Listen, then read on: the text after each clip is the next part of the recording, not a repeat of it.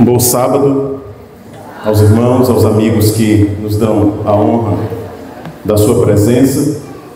Que o Espírito Santo, ele toque profundamente o seu coração. Que Deus atenda a oração do irmão Brito e que, por misericórdia, por necessidade minha e de cada um de vocês, de fato, as palavras que fluírem dos meus lábios não sejam as minhas palavras, mas de fato sejam as palavras vindas direto do trono de Deus. Eu quero convidar você, assim como está, a fechar os seus olhos mais uma vez, inclinar sua cabeça em atitude de reverência. Vamos mais uma vez falar com o Senhor. Grande Deus e Pai, obrigado pela oportunidade, por mais essa oportunidade, pelo privilégio de poder estar aqui como teu porta-voz. Não me sinto digno para isso, sei que não sou, mas é uma escolha do Senhor, até para a salvação do próprio instrumento. O Senhor optou em trabalhar, em comunicar a sua palavra por meio de vasos que em vários aspectos são imperfeitos.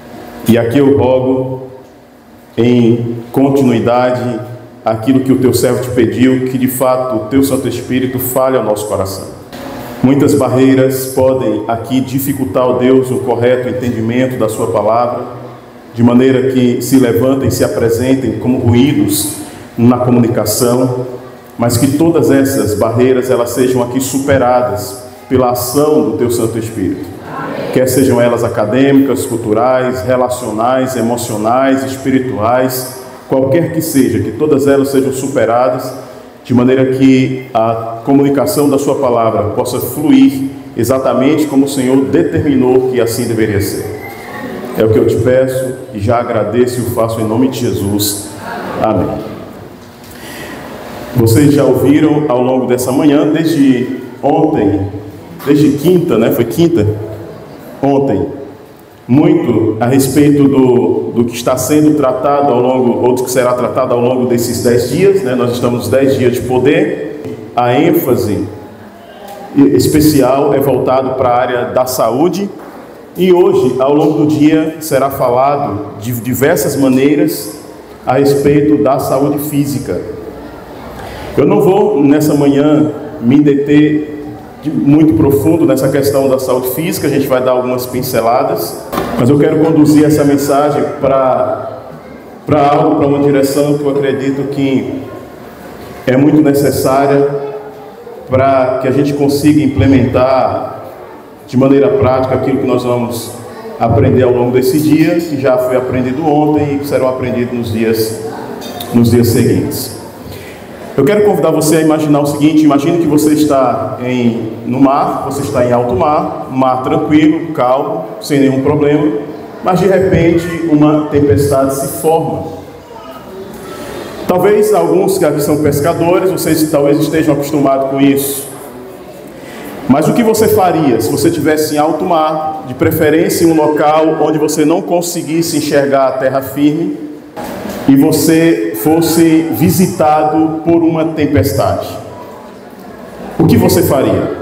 O que você faria depende muito do seu grau de conhecimento, depende de vários fatores. Seu conhecimento, seu emocional, o entendimento que você tem de velejar, de navegar no mar. Eu sei, mas eu não quero me preocupar com esse detalhe. Eu estou fazendo essa pergunta porque eu quero dizer para você o seguinte, que diante de uma situação como essa, muitas pessoas elas iriam canalizar energia para lutar contra a tempestade. Contra a tempestade. E o que é que eu estou querendo dizer com isso? Existem coisas que acontecem na nossa vida que elas estão fora do seu controle. Não é você que manda na tempestade. A menos que Deus quisesse, como Ele já fez antes, atender a um pedido seu, de repente você orasse, pedisse e a tempestade cessasse, isso é possível. Mas se Ele não fizer isso, você não tem força nenhuma para poder lutar contra essa tempestade. Sim ou não? Alguém aqui tem? Não tem. Somente por uma intervenção sobrenatural, para que você pudesse conter essa tempestade. Mas mesmo sabendo que não tem força suficiente para lutar contra essa tempestade, ainda assim muitas pessoas iriam canalizar muita energia lutando contra a tempestade. Mas existe um outro grupo de pessoas que elas iriam, diante de uma situação como essas, aprender a navegar em meio à tempestade. Existe um jargão, uma frase que diz que o mar calmo não forma um bom marinheiro. Um mar calmo não forma um bom marinheiro. O bom marinheiro, ele é formado, ele é forjado quando ele precisa enfrentar tempestades na sua vida. É no momento em que ele precisa enfrentar esses viés, essas situações, que ali ele vai desenvolver habilidades, maneiras, estratégias para poder navegar em meio à tempestade. E muita coisa na sua vida, se você não entendeu ainda a introdução dessa mensagem, e possivelmente na minha vida também, está parada, está estagnada, não está avançando, porque você ainda não aprendeu a navegar em meio à tempestade. Em vez de canalizar a energia para aprender estratégias e maneiras de lidar com o que você está enfrentando, você está focado no problema e não na solução do problema. A sua atenção está no lugar errado. E dessa forma você não vai conseguir obter os resultados. Então existem coisas na nossa vida, não é generalizado, mas existem coisas que você vai ter que aprender a conviver com elas. E aprender estratégias e maneiras de como navegar, de como conduzir sua vida com elas. Não entenda a minha palavra e não leve para o lado do comodismo, de maneira que você vá para um outro extremo e aceite qualquer situação que esteja acontecendo com você. Não, você precisa entender a situação, a natureza dela, para que você possa saber que ação ou reação é esperado de você ao administrar essa situação. Abra sua Bíblia, por favor, em 2 Coríntios, no capítulo 12, no versículo 7. 2 Coríntios, capítulo 12, versículo 7, nós encontramos aqui um relato a respeito de algo que o apóstolo Paulo estava vivenciando e serve de pano de fundo aqui para a construção dessa mensagem. 2 Coríntios, capítulo 12, versículo 7, diz o seguinte: e para que eu não ficasse orgulhoso com a grandeza das revelações, foi-me imposto um espinho na carne, mensageiro de Satanás, para me esbofetear, a fim de que eu não me exalte. O apóstolo Paulo, ele não era um ser humano comum, mas foi um ser humano dotado de alguns privilégios. Claro, acredito que ele construiu a história de vida, o perfil que ele carregava com ele. E estudando a respeito do apóstolo Paulo, não é difícil você entender que Paulo ele era um grande homem, um filósofo, um homem de muito conhecimento, um homem respeitado no meio ali dos seus contemporâneos, um erudito, e alguém que depois que entrega a vida a Cristo recebe da parte de Deus grandes revelações. Foi ele que teve o privilégio, embora ele tente velar um pouco ali, mas nas entrelinhas fica claro, foi ele que teve o privilégio de ser arrebatado, e chegar até o terceiro céu, onde cremos ser a morada de Deus. E ter visto coisas e ter ouvido coisas que jamais foram acessadas, eu sempre gosto de dizer, pelos seus sensores. Coisas que você nunca viu, você nunca ouviu. Ele teve o privilégio de estar em um ambiente em que em breve nós vamos estar também. Tenha paciência, pela graça de Deus. Mas você ainda não acessou isso. E, naturalmente, ele correria o risco de se exaltar, de se tornar arrogante, porque o ser humano, ele é tendencioso a isso. Pessoas que geralmente são destacadas dos outros pela formação que tem, pelo dinheiro que possui, pelo cargo que ocupa, corre o risco de se tornarem arrogantes, de perderem a humildade, principalmente diante daqueles que ele julgue estar abaixo dele de alguma maneira. E Paulo diz que, em função disso, veja, Deus conhece o nosso caráter, Deus conhece o nosso interior, Deus sabe de tudo sobre mim e sobre você. Deus já viu você no futuro, Ele já viu, Ele sabe quem será você daqui a uma semana, daqui a 10, daqui a 20 anos, Ele sabe.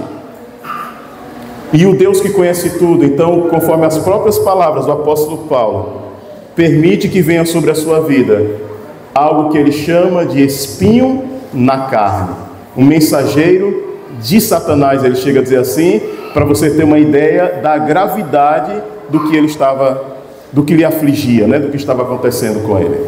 E o que era esse espinho na carne de Paulo? Ninguém sabe, a não ser o apóstolo Paulo, Deus, né, o Espírito Santo. Não sei se algum anjo sabia, ou não sei se o próprio Satanás talvez soubesse, mas tirando esses, e talvez os que conviveram com ele, mas a gente aqui, teólogos da atualidade, ninguém sabe. Várias conjecturas são levantadas, várias possibilidades, eu não vou nem mencionar as possibilidades aqui, das mais simples às mais absurdas. Muitos teólogos levantam a respeito do que pudesse ser esse espinho na carne do apóstolo Paulo. A verdade é que era algo que o incomodava bastante, incomodava muito.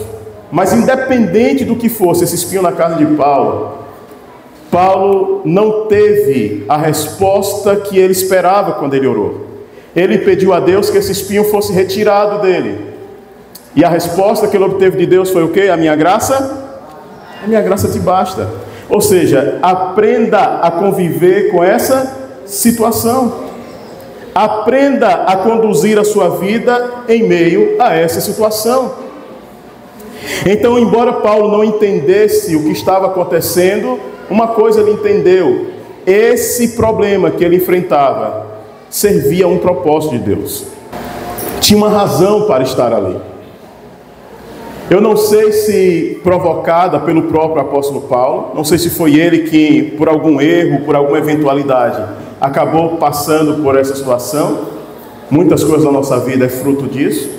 Ou o próprio Deus tenha colocado, a gente não sabe a maneira como esse problema apareceu na vida do apóstolo Paulo. Mas Paulo entendeu, ele compreendeu que essa limitação que ele tinha, esse problema, esse desafio, servia a um propósito na sua vida. E aqui a gente pergunta, por que muitas vezes Deus permite a dor? Por que Deus permite a dor? Eu não sei qual é a dor que você enfrenta, qual o problema que você enfrenta e que você carrega com você talvez já há alguns anos. E não é por falta de oração que esse problema ainda não se resolveu. Talvez você já orou, você já jejuou, você já fez vigílias, você já fez campanhas, mas é provável que exista algo na sua vida que te incomoda muito.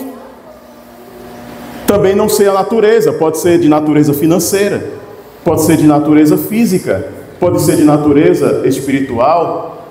Eu não sei a natureza, mas eu sei que tem algo na minha vida que me acompanha há alguns anos que me incomoda muito.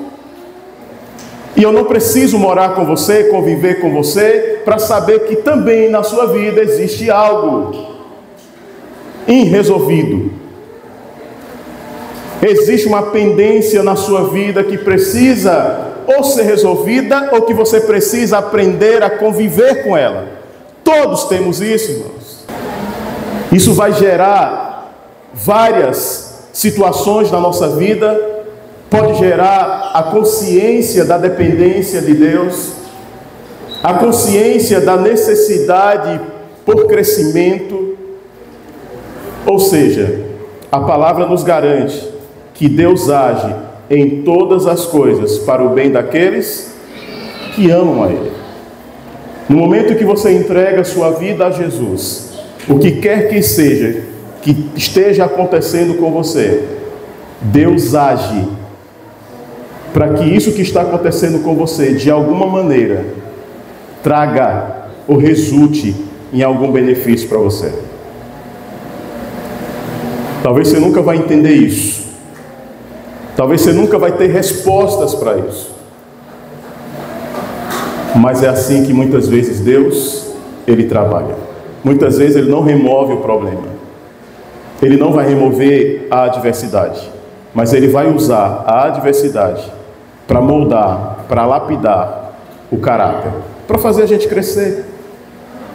E aí Ele disse para Paulo, no versículo 9, Ele diz para Paulo assim, capítulo 12, versículo 9: o meu poder se aperfeiçoa na fraqueza. O meu poder se aperfeiçoa na fraqueza.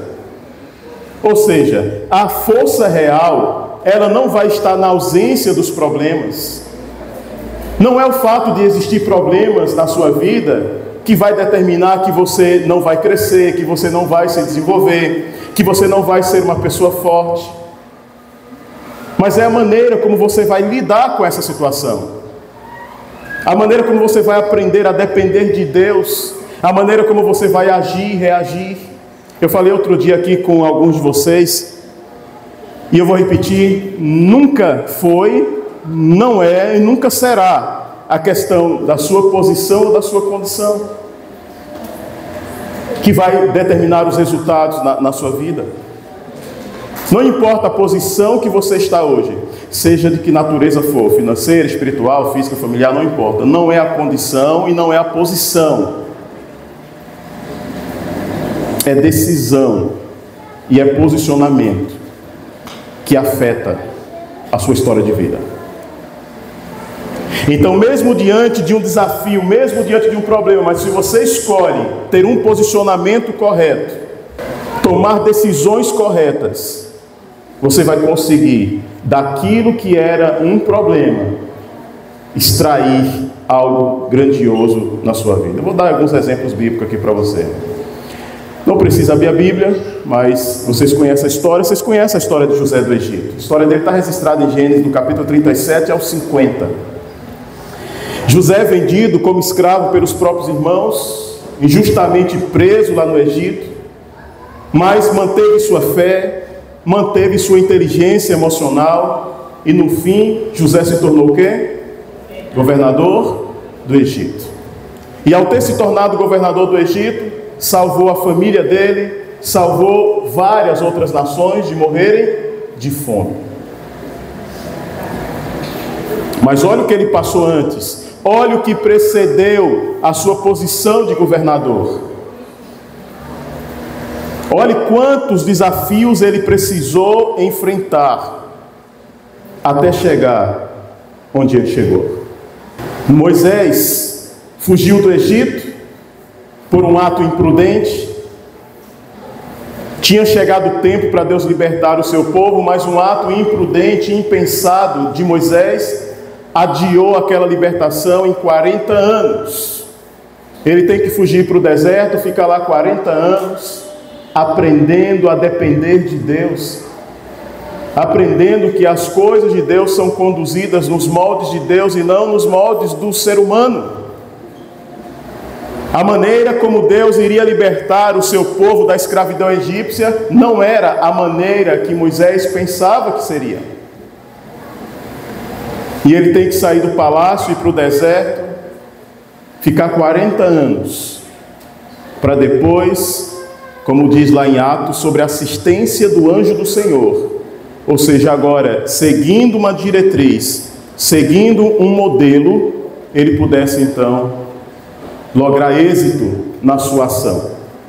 Mas antes de chegar a esse grande feito, a ser um instrumento para que grandes milagres acontecessem, ele teve que enfrentar o deserto. Você está enfrentando algum tipo de deserto em sua vida. Eu sei disso.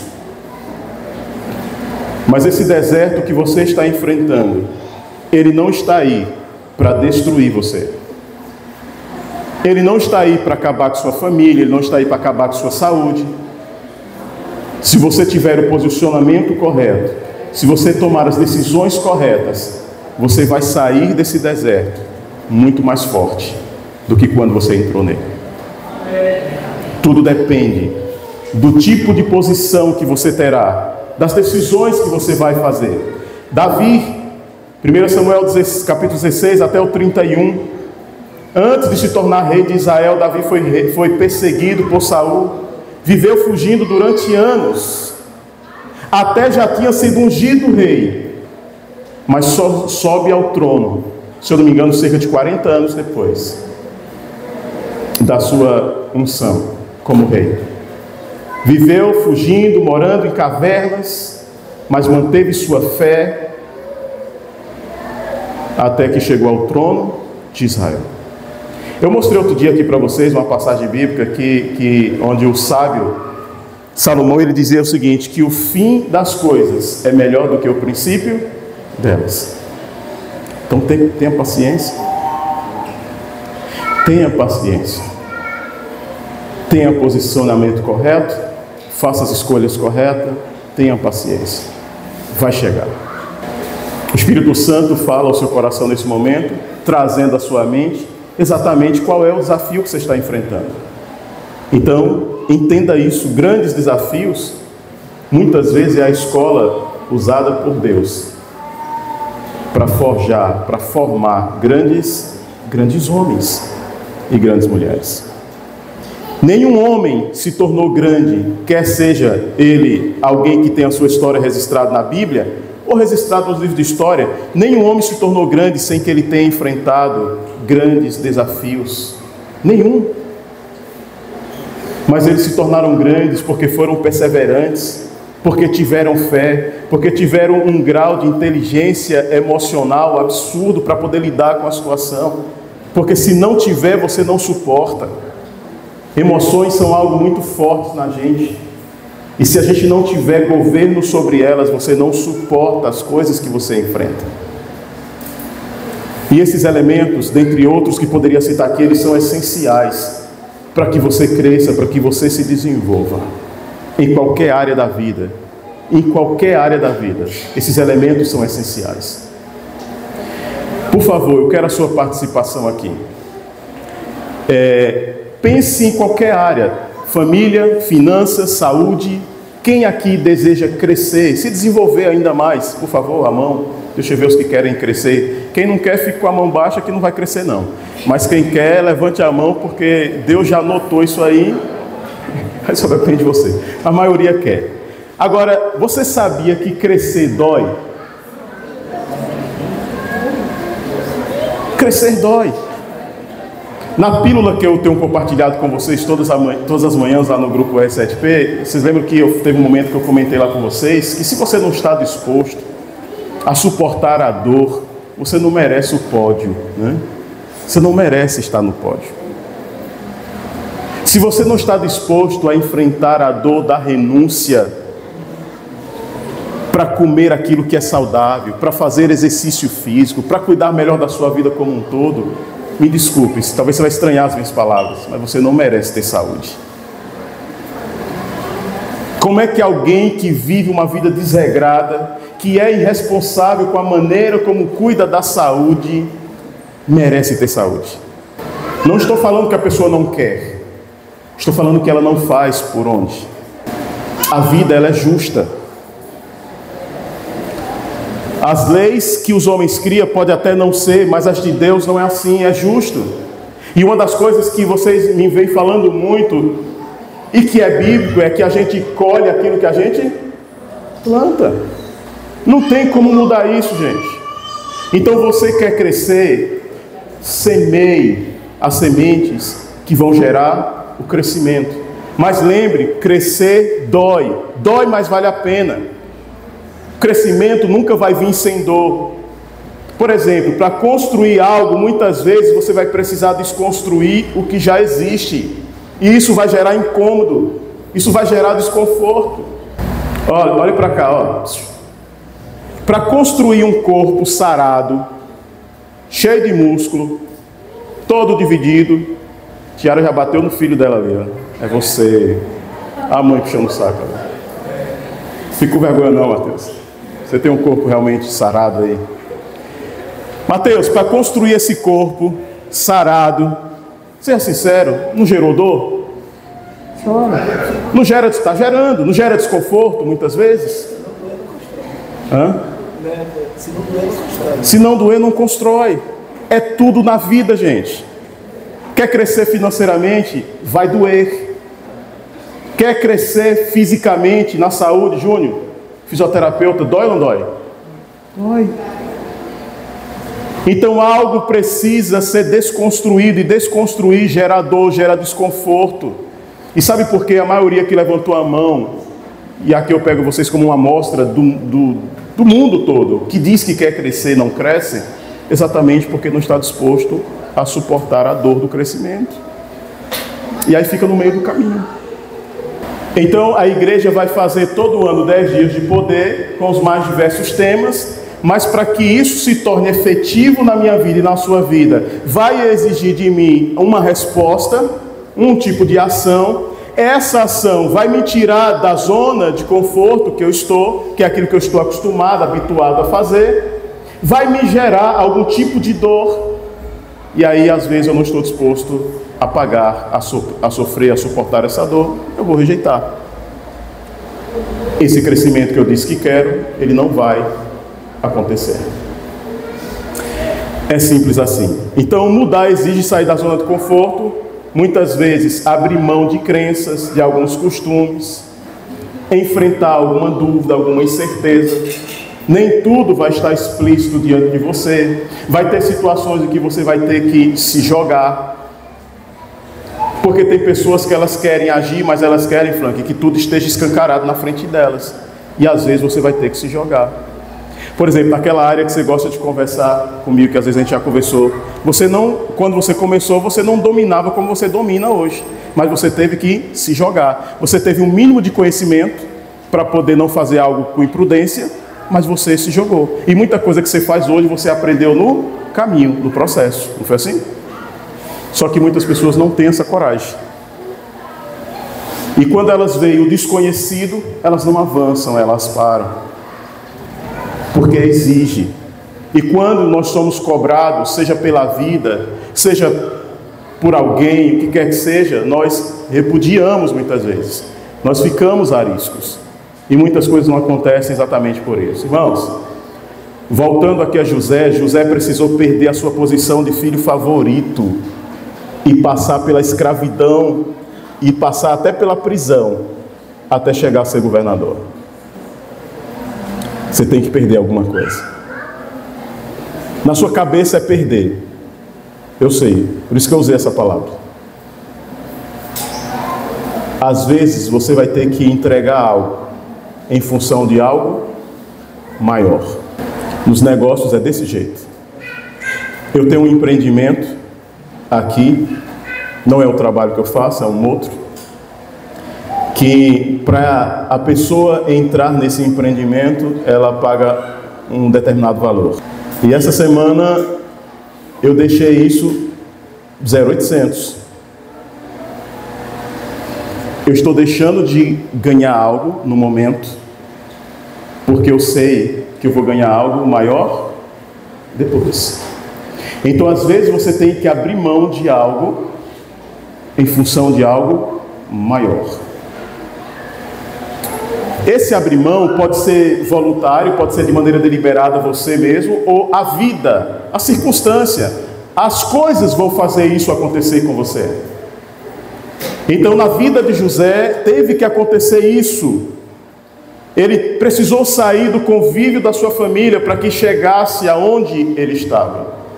E outro dia eu mostrei aqui para vocês, eu fiz um gráfico imaginário com vocês, para vocês entenderem que quando nossa vida está nas mãos de Deus, eu vi uma frase bem interessante que diz assim: a gente vai cair para cima. A gente cai para cima. Como é que cai para cima? Quando nós estamos com Deus é assim que acontece. Você cai para cima.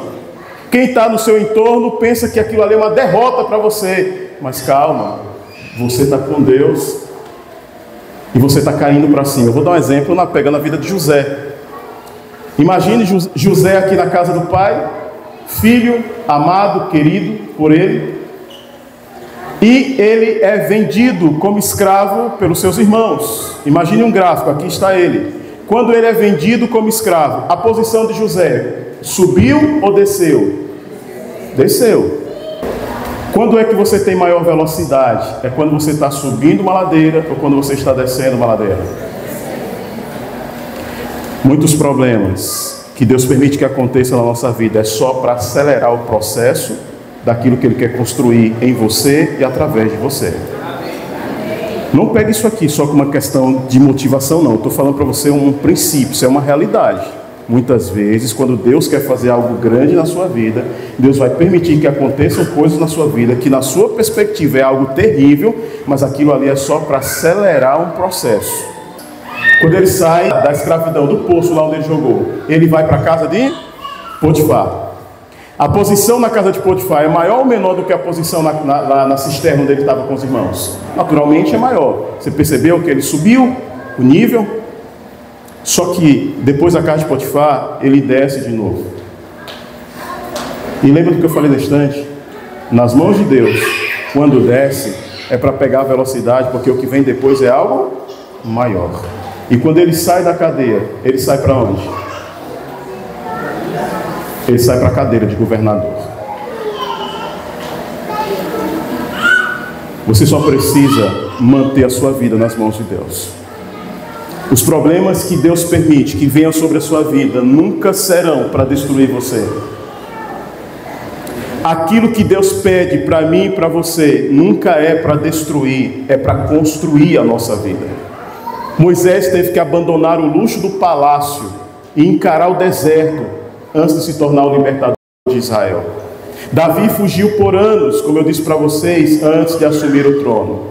E esses homens, eles entenderam que tudo na vida é difícil. Não tem nada que não seja difícil. O que você precisa fazer é escolher o seu difícil. Eu vou dar alguns exemplos aqui. Criar o hábito. Nós estamos falando sobre saúde. Criar o hábito de fazer exercício físico, de se alimentar de maneira correta, de dormir a quantidade de sono correta, dormir cedo, acordar cedo. Criar esse hábito é algo difícil? É algo difícil, é ou não é? É difícil. Mas, queridos, as doenças provenientes de você não fazer essas coisas também é difícil, não é? Não é difícil conviver com uma diabetes? Não é difícil conviver com uma hipertensão? Não é difícil conviver com a obesidade? Não é difícil conviver com um câncer? É difícil. As duas coisas são difíceis. Você vai ter que escolher qual difícil você quer para você. Você vai ter que conviver com uma delas. Você vai escolher qual.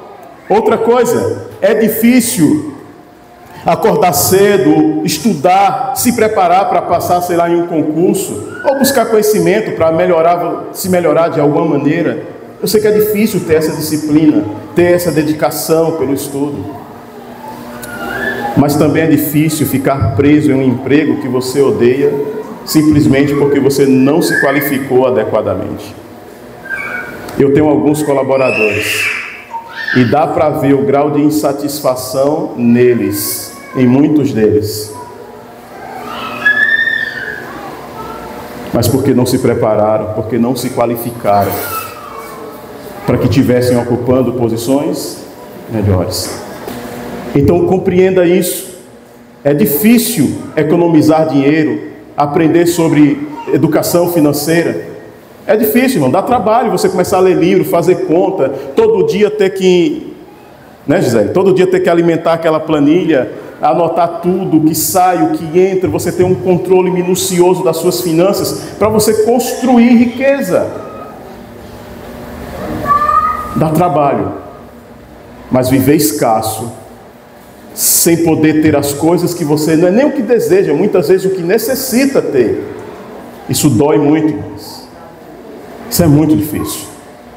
Então você escolhe qual é o difícil que você quer ter. Irmão Walter, é difícil, né, irmão, lutar lá na roça, está lá no meio do sol, batalhando com aquele cacau, cuidando, subindo e descendo. É muito difícil. Eu imagino que não é um trabalho fácil. Mas seria difícil também, irmão, se não tivesse tido esse difícil aí na sua vida.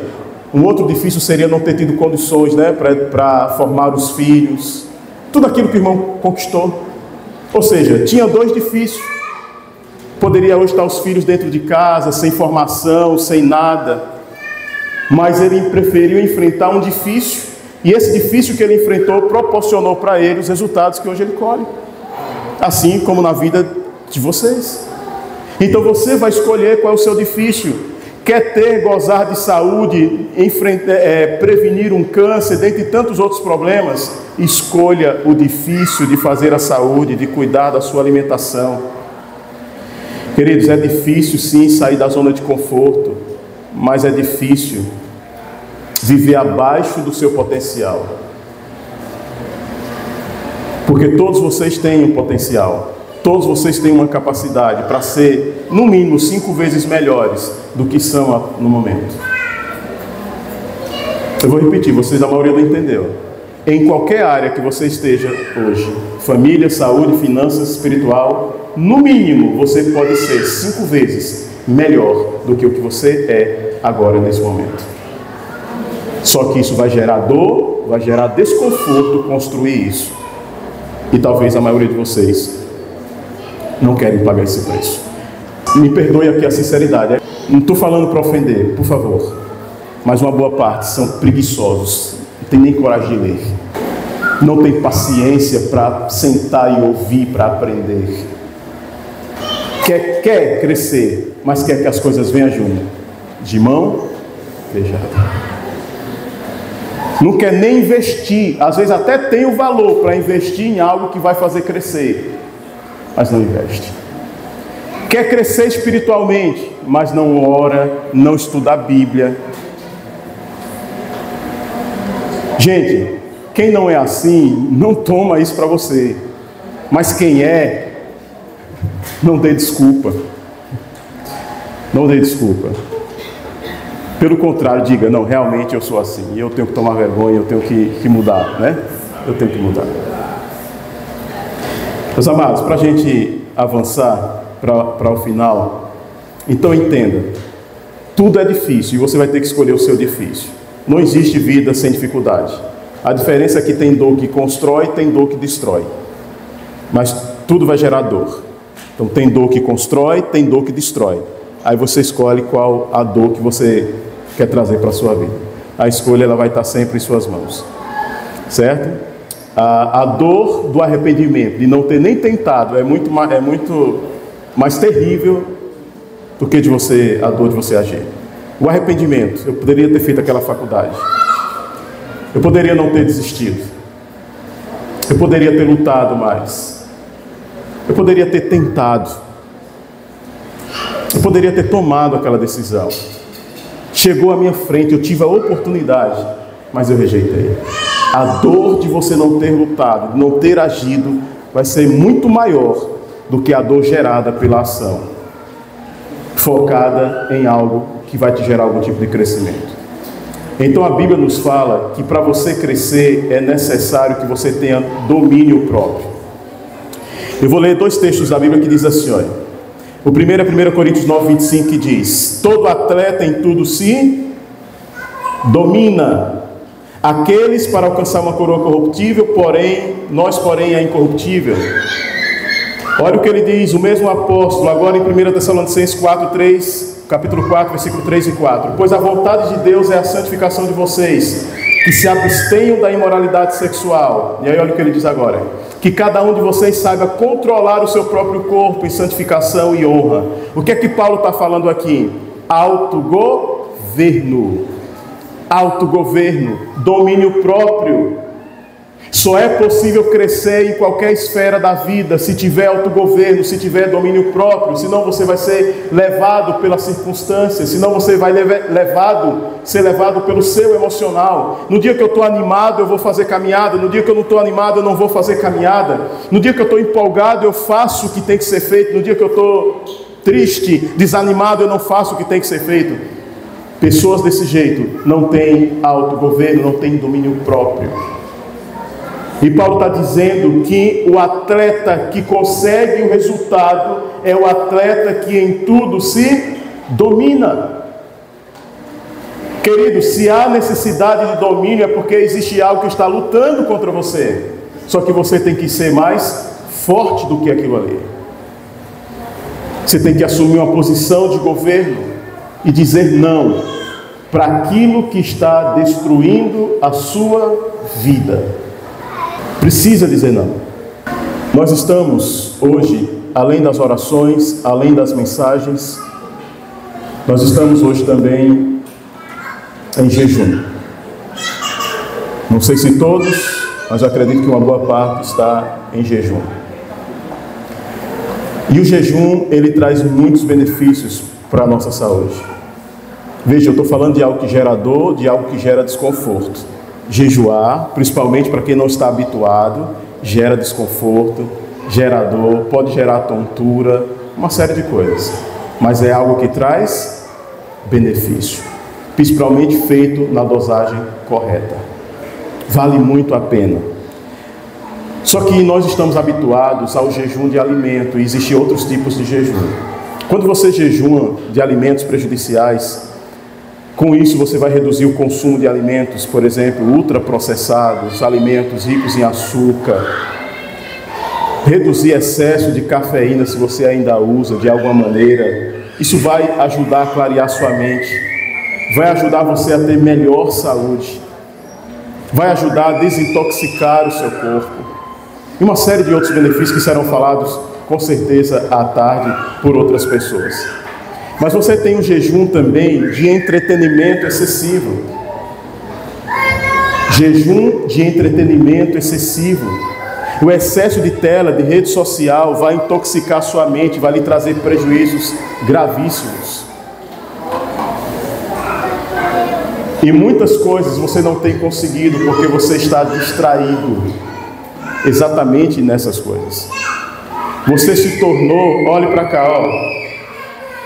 Você se tornou um consumidor quando você poderia ser um produtor de conteúdos digitais. Em vez de viver só consumindo conteúdos digitais, porque você não produz conteúdo digital, para que esses escravos do consumo consumam o seu produto. Você pode até produzir um produto ensinando essas pessoas a não serem escravas do consumismo digital.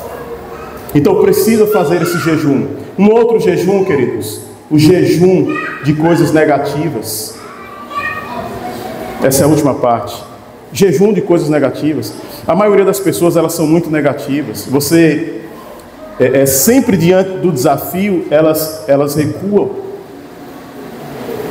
Em vez de avançar, de enfrentar, elas recuam.